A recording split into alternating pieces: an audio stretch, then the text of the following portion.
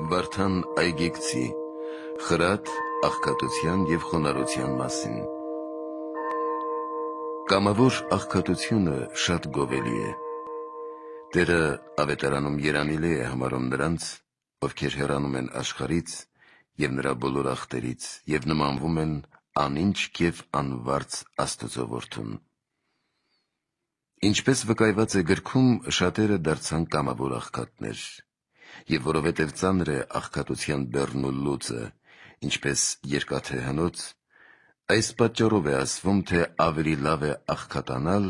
քան աղքատներին կերակրել։ Բայց բոլոր աղքատներին չէ, որ Տերը երանելի է համարում, այլ կամավոր աղքատներին և նրան, ով հեռանում է բոլոր մեղքերից։ Որովհետև շատ աղքատներ կան, որ գարշելի մեղքերով աներկյուղ ապրում են աշխարհում և աղքատացել են անհակ շնության, անառակ արբեցության պատճառով, և կամ էլ գողեր ու ավազակներ էին, և իշխանների ու թագավորի գործակալները կողոպտեցին նրանց, և նրանք մնացին մեղքերի մեջ առանց զղջումի։ Ահա եղկելիներ և ոչ թե երանելիներ, որովհետև շատերն են, որ սաստիկ տանջվում են այստեղ, իսկ այնտեղ ավելի շատ պիտի տանջվեն։ Նույնպես և ոչ բոլոր մեծատուներն են, որ պիտի տանջվեն, թեպետ Տերն ասում է. «Վայ ձեզ, մեծատուններ, որովհետև ձեր մխիթարությունն ընդունեցիք»։ Եվ դարձյալ թե մեծահարուստը դժվարությամբ կմտնի արքայություն։ Սակայն շատ մեծատուններ կմտնեն Աստծո արքայություն, եթե լինեն բարեսեր, ողորմած, անկաշառ, իրավադատ, խոնարհ, չզրկեն ուրիշներին, գողերին ընկեր չդառնան ու չշնանան, լինեն խնամող հայր-որբերին և այրիներին և բոլոր նրանց, ովքեր գտնվում են իրենց հովանավորության ներքո։ Դարձյալ ասվում է, թե Տերը երանի տվեց այն աղքատին, որը խոնարհ է հոգով, որովհետև անեզրական է այն բարիքը, որ խոնարհությունից է լինում, քանզի Աստծո գործն է, ըստ այնմ, թե մեզ համար աղքատացավ, այսինքն մեծատունը խոնարհվելով ծնվեց կույսից, լվաց աշակերտների ոտքերը և նույն խոնարհությունը սովորեցրեց մեզ, որ այդպես վարվենք մեր եղբայրների հետ։ Ինչպես նաև իր ամբավ խոնարհությունը դրեց ընդդեմ սատանայի անմիտ հպարտության, քանզի հպարտը նման է սատանային, իսկ խոնարհը նման է Աստծուն, որի համար էլ Տերն ասում է. «Ով խոնարհվի, կբարձրանա, ինչպես ինքը խոնարհվեց հայրական աթոռից»։ Իսկ ով հպարտանա բարձրամտությամբ, ինչպես սատանան,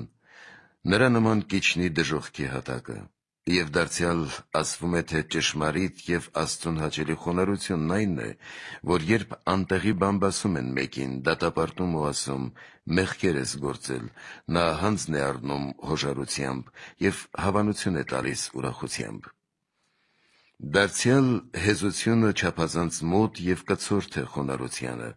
որովհետև հեզ է կոչվում նա, ով համբերում է եղբոր բառը բարկությանը։ Այսպիսիք էին Մովսեսն ու Դավիթը, որոնք հեզ կոչվեցին, ինչպես նաև Տերն ասաց. «Հեզ, այսինքն խոնարհ եմ սրտով»։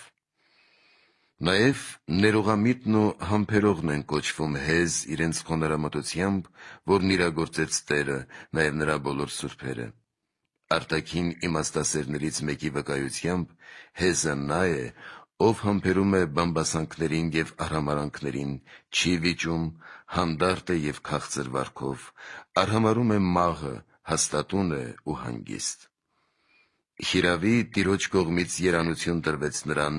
որովհետև այստեղ գովվում է մարդկանց կողմից, իսկ այն կյանքում կժառանգի անմահների երկիրը։ Ասածս վերաբերում է նաև բարվոք սգավորությանը, որը մարմնի կամ ունեցվածքի հափշտակման և հարազատի մահվան համար չէ, որովհետև Տերն երանելի է համարում այնպիսի սուգը, որը մեղքերի քավության համար է, երբ մարդը դառն արտասուքով և բազմակոծ ապաշխարանքով հիշում է իր մեղքերը, ինչպես Դավիթը, Մանասեն և Պետրոսը,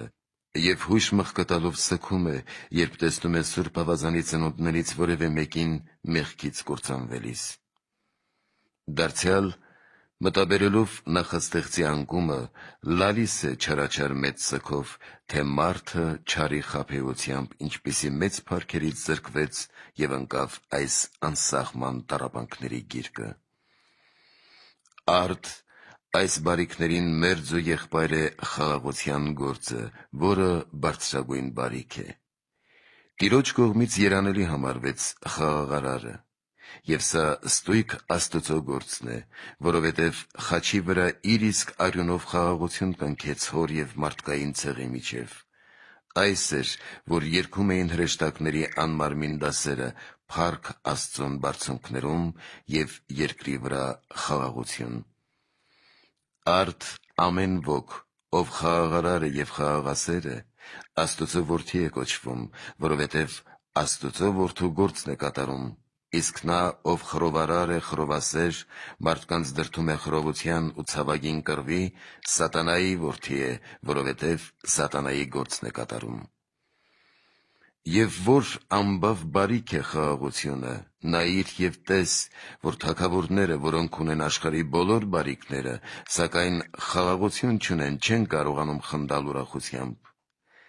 Բայց նախ մարդ իր հոգում և մարմնում պետք է հաստատի խաղաղություն, և ապա միայն կկարողանա տալ այլոց։ Նախ մարմինը պետք է դարձնել հոգուն ծառա, իսկ հոգին տեր ու թագավոր մարմնին։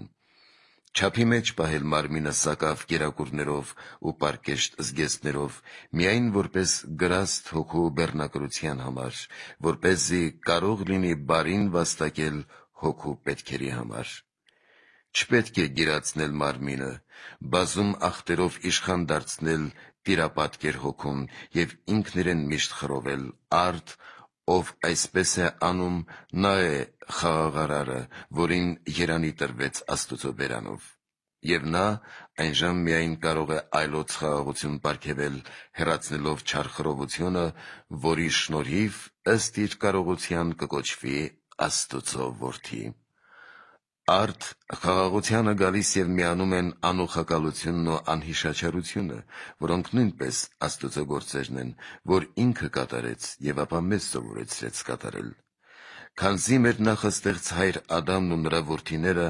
անչափ մեղքեր գործեցին Աստծո առջև, որովհետև թողեցին նրան և նրա հրամանները և հավատացին թշնամուն սատանային և նրա խոսքերը պաշտեցին։ Սակայն Տերը ողջ չպահեց և չհիշեց մարդկային ցեղի չար մեղքերը, այլ հենց նրանց համար խոնարհվեց անճարելի փառքից և մարմնավորվեց, մարդկանց որդիների գործած չարիքների փոխարեն բարին հատուցեց խաչով ու չարչարանքներով ազատելով մեզ պատվիրանազանցության անեծքներից։ Նույնը մեզ պատվիրեց անել և պահանջում է մեզնից, որ երբ մեկը չար խորի կամ գործի մեր հանդեպ, մենք բարին հատուցենք նրան, որպեսզի ըստ մեր կարողության նմանվենք Աստծո որդուն։ Ահա սա է անեզրական երանությունն ու ամենայն գովության արժանին։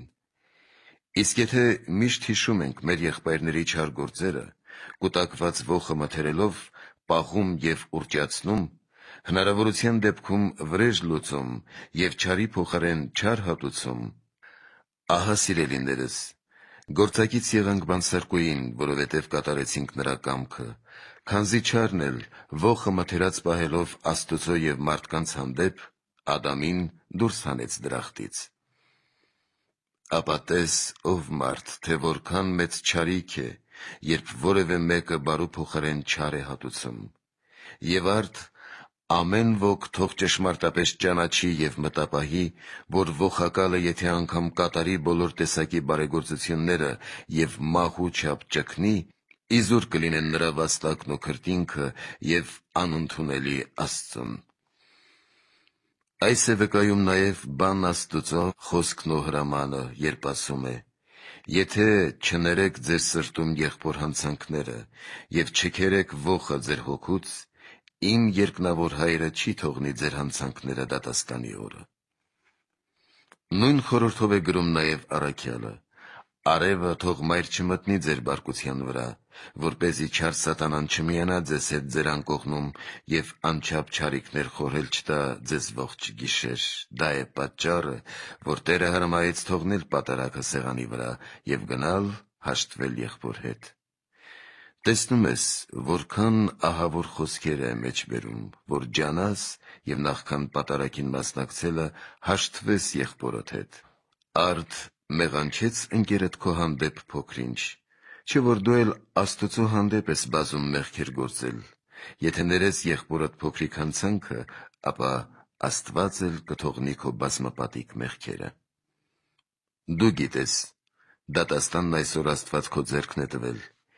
Եվ եթե դու քո ծառայեկցի հարյուրը չես զիջում, այլ ջանում ես խեղդել նրան, քո Տերն էլ չի թողնի քո 500-ն ու 1000-ը։ Դու կամենում ես աստվածանալ և վրեժ լուծել,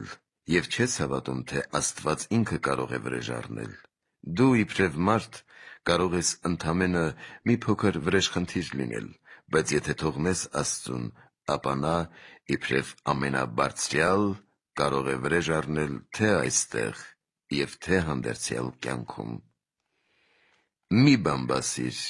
և որևէ մեկից վրեժ մի լուծիր, մի հափշտակիր Աստծո դատավարության աթոռը, որովհետև Աստված ասաց.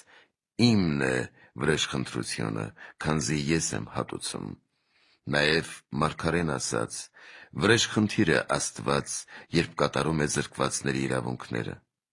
Ինչպես նաև առաքյալն է ասում. «Չարի փոխարեն չար մի հատուցեք, այլ բարու միջոցով հաղթեք չարին, իսկ եթե քաղցած է քո թշնամին, հաց տուր նրան»։ Արդ այս բաներն ըստ մեր կարողության կատարելն է, որ մեզ նմանեցնում է Աստծուն։ Դրա համար աղաչում եմ ձեզ, թողնենք այլոց մեղքերը, որ Աստված էլ մերը թողնի։ Վերը նշածներից փառագիծն ու խորհրդակիցը արդարադատությունն է, որը մարդուն նմանեցնում է Աստծուն, ըստ Փրկչի հրամանի, որ ասում է. «Ինչպես լսեմ, այնպես էլ կդատեմ, և իմ դատաստանն արդար է, որովհետև դատաստանի օրը չեմ ամաչի և չեմ պատկառի մեծամեծերից, նաև չեմ ողորմի աղքատին, այլ ըստ գործերի կհատուցեմ»։ Դրա համար էլ դատավորը կամ իշխանը, ով կոչված է մարդկանց առաջ օրենքն իրագործելու, պետք է նմանվի Աստծուն և ոչ թե խեղաթյուրի դատարանի իրավունքները կաշառք վերցնելով, որովհետև գրված է. «Հուրը է կաշառքը, և վայ դատավորին, որն այն իր հանդերձի քղանցքում կծրարի, որովհետև կայրի նրան ահռելի դատաստանի օրը»։ Նույն խորհրդով է գոչում Դավիթն ու ասում. «Նա, ով իրավունքի դեմ կաշառք չի վերցնում, չի սասանվի տիեզերական հրապարակում»։ Որովհետև դատավորը չպետք է ամաչի մեծամեծերից և կամ խղճահարվելով ողորմի աղքատին, այլ պետք է արդար դատի ըստ Աստծո կամքի։ Սակայն ագահությունն է, որ կործանում է դատավորներին և դարձնում կաշռառու և հավիտենական հրի ժառանգորդ։ Արդ չարագույն և պատառող գազան է այս ախտը, որ առաջնորդներին և գիտնականներին ավելի է կործանում, քան ռամիկ և ամուս մարդկանց։ Ամբակում մարգարեն դեռ իր ժամանակ տեսավ այս ախտը և ձայնեց առ Աստված. «Ինչու այսպես ստեղծեցիր մարդկանց, որ մեծամեծերը կուլ են տալիս փոքրերին ծովի ձկների նման»։ Քանզի տեսա, որ դատավորը կաշառքի ուժով թյուրեց օրենքը, իսկ դու ներում ես, որն էլ ինձ ցավալի է։ Արդ հայտնի՛ր ինձ քո խորհուրդները։ Եվ Աստված պատասխանեց նրան. «Թեպետ և կարողանաս անձրևի անթիվ կաթիլներն ու ծովի ավազը հաշվել, որ անհնար է, իմ խորհուրդները չես կարող իմանալ, որովհետև ապագայում պահել եմ մի օր, երբ պիտի դատեմ բոլորին»։ Կրկին տես այս չարագույն ախտի պղծությունը, որովհետև գալիս են իշխաններ, առաջնորդներ և պատվավոր այրեր և իմաստուն խոսքերով խնդրում են դատավորին, բայց նա չի լսում նրանց։ Հետո գալիս են ոսկին ու արծաթը,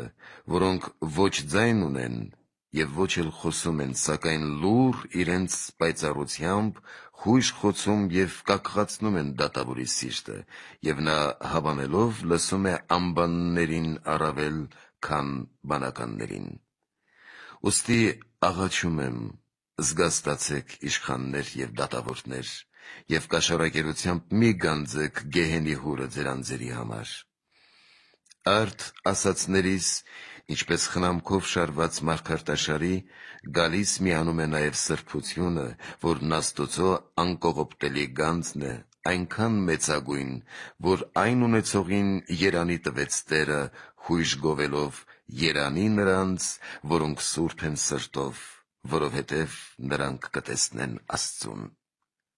Սուրբ է կոչվում նա, ով չգիտի, թե իր հոգում կա խղճմտելու որևէ բան, ով չունի ոչ միայն մարմնական, այլ նաև հոգեկան որևէ բիծ, մախանք կամ այլ բան։ Իսկ երբ պատահում է չարի խաբեությամբ, նա որևէ մեղքի մեջ է ընկնում, որովհետև մարմինը դյուրակործան է, քաջությամբ ջանում է և սրբելով լվանում զղջումով, ապաշխարանքով, խոստովանությամբ և ջերմ արտասուքով, որը երկրորդ ավազանն է, Աստծուց մեզ շնորհված մեծ ու անբավ պարգև, որի միջոցով սրբվում, մաքրվում է սիրտը և արժանանում Աստծուն տեսնելու տիեզերական ատյանում ըստ իր սրբության կարողության։ Եվ արդ, ինչպես թագուհութագին ագուցված տպազիոն քարը, կապոտակ և ծիրանակերպ գույների միջև վայելչապես համապատասխանում է խորհրդի զորությանը, այնպես էլ ասածիս անբաժանելիորեն միանում է պայծառ և պատվական կուսությունը, որը ցանկալի է հրեշտակներին և զարմանալի գործ, պարծանքի անուն է երկրի վրա և Աստծո հետ ճշմարիտ կապ երկնքում, ահարկու դևերի գնդերի և անհավատալի վավաշոտ ախտաբույծ անօրենների համար։ Եվ այնքան մեծ և գերագույն կերպով է փառավորված երկնքում և երկրի վրա, որ նաև Աստված կույսից մարմնով աշխարհ եկավ մարդկանց փրկելու համար։ Հոր անճարելի բանը իջնելով մտավ Աստվածածին կույս Մարիամի մաքուր որովայնը, ամբովանդակելին թաղանթապատ ծրարվեց Դավթի դստեր երանական որովայնում, և ակնթարթորեն վերցնելով կույսի արյունը, իր աստվածության հրով ձևավորեց և 40 օրում ստեղծեց մանկանը,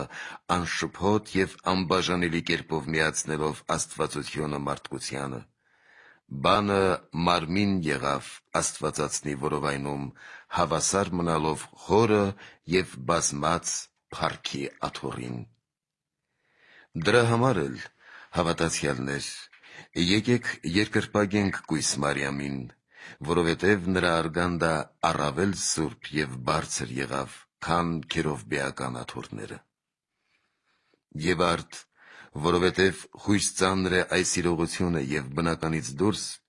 դրա համար էլ Տերը սահման և օրենք չդրեց, այլ ասաց. «Ով կարող է տանել, թող նա տանի», որովհետև ինքն էր մարդկության ստեղծողը և գիտեր այդ ծանրությունը։ Եվ երբ թվարկեց ներքինիների 3 կարգերը, այն է ասաց գովելի, որ երկնքի արքայության համար է։ Ով ճնշում է իր անձը և կուսությամբ նահատակվում ընդդեմ պոռնկական դևի և վավաշոտ հրաբորբոք ախտի, նա մարտիրոսությունից շատ ավելի մեծ սխրանք է գործում, որովհետև չափ չկա պատերազմի օրերին։ Այս նկատելով Աստվածընկալ Սուրբ Պողոս առաքյալը գրեց. «Տիրոջ կողմից կույսերի համար հրաման չունեմ նրանց համար սահման դնելու, բայց ով սիրում և պահում է սա, ես հույժ գովում եմ նրան, որովհետև Աստծունն է հոգում և ոչ թե աշխարհինը»։ Արդ հնուց ի վեր սկիզբ դրվեց կուսությանը, և նահապետները հույժ ցանկացան նրա պայծառ փառքին, բայց որովհետև կաթնակերտներ էին, քչերը մտան այդ ծանր լծի տակ, որովհետև փափկամարմիններ էին և դժվարանում էին մտնել այդ մեծագույն ու տևական պատերազմի մեջ։ Իսկ նոր ժամանակներում շատերը ցանկացան նրա գեղեցիկ և լուսավոր անունը, և անթիվ հոգիներ կամավոր մտան կուսության հանդես և հանձնառան այդ ծանր լուծը խաչի խորհրդի դառը վաստակով, որովհետև դառնություն ճաշակած այրեր էին և հաստատուն սիրով իրենց Տիրոջ հետ բևեռվեցին խաչին։ Հնում Հեսուն, Եղիան և Հովհաննեսը կուսությամբ նահատակվեցին։ Դանիելն ու 3 մանուկները Բաբելոնի թագավորի կողմից ներքինիներ դարձան, Մեծ Նոյը և ցանկալի Հովսեփը կին ունեին, բայց զսպված էին ողջախոհությամբ և գրքերում կույսերին հավասար փառավորվեցին։ Իսկ նոր ժամանակներում ծաղկեց և հայտնի դարձավ կուսության պսակը, և ոչ ոք չի կարող հաշվել նրանց թիվը, ովքեր պահեցին այն, որովհետև Տերը ծնվեց կույսից, և շատերը քաջալերվելով մտան կուսության նեղ ճանապարհը։ Առաքյալներից Զեբեդեոսի որդիներ Հովհաննեսն ու Հակոբոսը, ինչպես նաև Թովմասն ու մյուս Հակոբոսը ապրեցին կուսությամբ։ Ապա առաքյալներին հետևողները և անթիվ մի անձինք քաջալերվեցին և սիրով պահեցին այն, որովհետև խաչի վրա ծաղկեց կուսության պտուղը։ Եվ ապա, որպես խաշներ գրոհելով դեպի երկնավոր աղը, նրանցից շատերը սրանով բարձրացան անմարմինների բանակը։ Նրանց ազգականներն այդ տեսնելով և իմանալով հորդորվեցին բարի նախանձով և իրենց ցանկասեր ու աղտակիր մարմինով մտան կուսության ասպարեզը։ Կանանցից շատերն էլ սուրբ կուսությամբ առավել բարձրացան, քան տղամարդիկ, որովհետև սպանեցին մարմնական ցանկությունները և սանձեցին վավաշոտ աղտը, որը կար նրանց բնության մեջ, որովհետև սիրեցին Քրիստոս Փեսային և ցանկացան նրա սուրբ և պայծառ արագաստը։ Եվ նրանցից շատերը փառաբանվեցին այնքան, որ հրեշտակներն անգամ զարմացան, որովհետև նրանք մեծ փափագով ցանկացան Քրիստոսին և կուսությամբ հեղեցին իրենց արյունը նրա համար։ Աստծո բանի Հիսուս Քրիստոսի կույս վկաներ և քարոզիչներ դարձան Փիլիպոսի 4 դուստրերը, զարմանալի Թեքղը, սքանչելի Սանդուղտը և մեր բարձրահամբավ և բեղմնավոր մայրը, հրեշտակներին ցանկալի Սուրբ Հռիփսիմեն, նրա ընկերները, Վարվարան և Հուլիան, Փեփրոնիան և Եվպրաքսիան և անհաշիվ ուրիշներ։ Եվ ստեղծվեցին կանանց ու տղամարդկանց վանքեր ու մենաստաններ։ Եվ կուսությունը, որպես ընդհանրական սովորություն, այնքան առատացավ, որ համարվեց մի հեշտ ու անտանջանք գործ։ Իսկ մեզ մոտ վերջին ժամանակներս շատերն անխորհուրդ և անտեղի են տրվում այս գործին, որովհետև հույս ցանկալի է կուսության համբավը, և առանց քննելու կամենում են կուսական մարմնով հեշտությամբ վայելել, ուտել և խմել, աստվածացնելով որովայնը։ Իսկ վերջում, չկարողանալով դիմանալ, կործանվում են չարաչար աղտից և դուրս գալիս միաբանության ուխտից, որը կնքեցին Աստծո հետ, և կուսության փոխարեն իրենց անձերում այնպիսի զազրատեսակ աղտեր են կրում, որոնք ոչ ոք չի կարող պատմել բերանով։ Բայց կույսը դեռևս նա չէ, ով միայն չի խառնակվում կանանց վավաշոտ մարմնին և իր անձը հեռու է պահում այլ զազրատեսակ խառնակություններից, այլ Սուրբ գրքերում նա է կոչվում կույս և որ պայծառ և մաքուր կուսության հետ ունի նաև ողորմություն, որ չխավարի հիմար կույսերի հետ միասին։ Ունի նաև անուխակալություն և խոնարհություն, պահքերի պարկեշտություն և աղոթքների տգնություն, իմաստուն համբերություն, ինչպես նաև աննենգ սեր Աստծո և մարդկանց հանդեպ, չի սասանվում անպատշաճ բարկությամբ և չի վառվում ագահությամբ ի սեր արծաթի կամ այլ նյութական բանի, սանձում է մեծ վիշապին լեզուն և մարում նրա սաստիկ հուրը։ Քիչ է հոգ տանում երկրավոր բաների մասին ըստ առաքյալի. մենք ունենք կերակուր ու հանդերձ և բավարարվենք այդքանով, ինչպես նաև միշտ խորհում է երկնավորի մասին, որովհետև այնտեղ է գանձվում ամեն ինչ։ Ահա, սիրելիներ, այսպիսին են ճշմարիտ կույսերը, որոնք կարող են ահավոր հրապարակում անաչառ դատավորի առջև կրել կուսության անունը։ Եվ նա էլ կպատվի նրանց տիեզերական ատյանում և արեգակի նման շուշանափայլ կպսակի նրանց ի տես հրեղեն և հողեղեն արարածների։ Ուստի աղաչում եմ, ջանացեք քաջությամբ և արիաբար կռվեցեք վավաշոտ աղտի և պոռնկական դևի դեմ, և որքան հնարավոր է սուրբ և մաքուր պահեք կուսությունը ոչ միայն մարդկանց ցուցադրելու, այլև